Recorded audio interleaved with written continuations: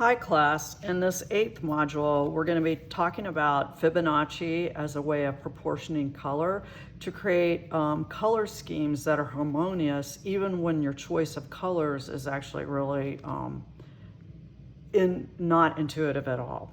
So the first thing I want you to do is to go into your color aid block and just open the box and randomly choose 5 colors out of your color aid box. And that's what I've done right here. I've randomly chose these 5 colors. Now when you get your colors, you may have to do a little bit of editing.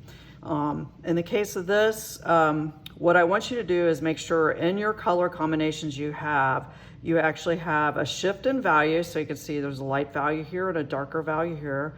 Shift in saturation, which you can see with this yellow and this fuchsia, they're actually both this one's desaturated, this was a much more saturated color, and also shifts in hue where you can create, find hues that are almost complements of each other, and you can see with this fuchsia and this green. So if you can find 3 contrasts in your colors, that's great. If you don't, you might have to pick and choose some other colors. But what I don't want you to do is go towards one color family or another. This is not a monochromatic color scheme. This is supposed to be illogical.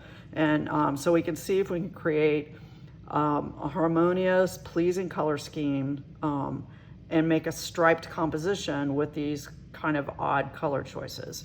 So the first thing you're gonna do then, you're gonna make 2 different compositions with stripes, and you're going to essentially assign values of Fibonacci values to your colors themselves. So you can see on this particular thing, I've gone through and each color has to be assigned a certain amount, and the Fibonacci numbers refer to parts basically. So I'm going to have in this first composition 8 parts brown, 5 parts green, 5 parts fuchsia, 3 parts lavender, and 2 parts yellow. And that should create a composition that's about 5 3/4 inches long by about 4.5 inches wide, which is the same width as the color aid paper.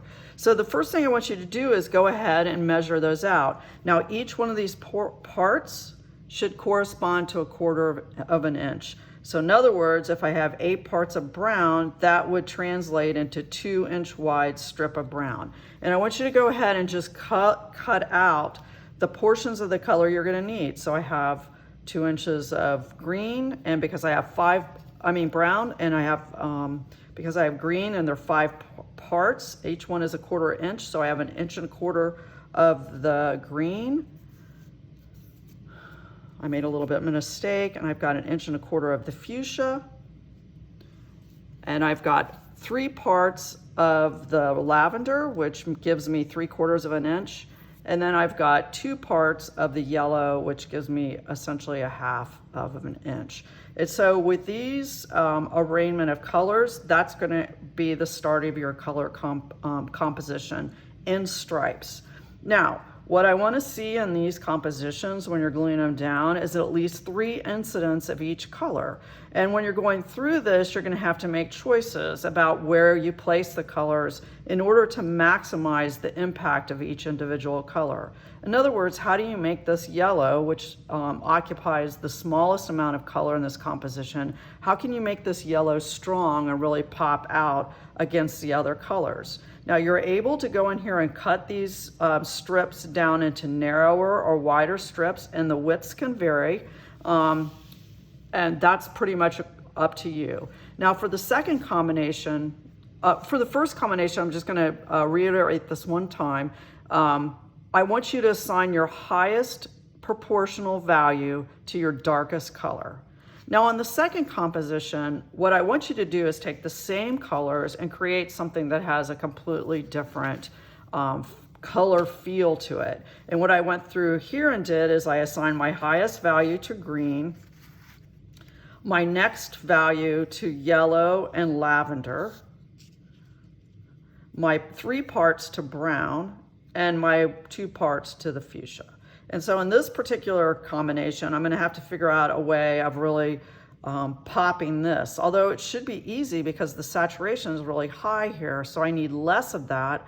in order to pop it against certain things. And you can just see by switching things around, like if I put the red on the green, of course, because these are complements, they both intensify each other. When you put the red on the yellow, it's a pretty bright contrast too, except for the yellow itself is not that much energized. You can see right here, these values don't do too much, but the red on the brown actually works pretty well. So you're going to have to sort of play around with those and create 2 of these color compositions in stripes and mount them on one Bristol board. So here's just an example that I was working with that's a little bit larger, and you can see by just shifting some of the combinations and creating different areas where I was trying to create a little bit more contrast in certain places. Now, if you look right here, this sort of orange against this mustard yellow, the contrast is not so high. So these 2 colors seem to match a little bit in intensity, but if you shift your eye over to this orange and this turquoise, you can see that this color is like really brightened by the combination next to the purple. What I don't want to see in this is incidence of pairs, like try to make sure you don't have 2 of one thing. Try to vary some of your color combinations in terms of the rhythm of the way that you put them together. And then just try to see how much you can shift the composition in the subsequent color study.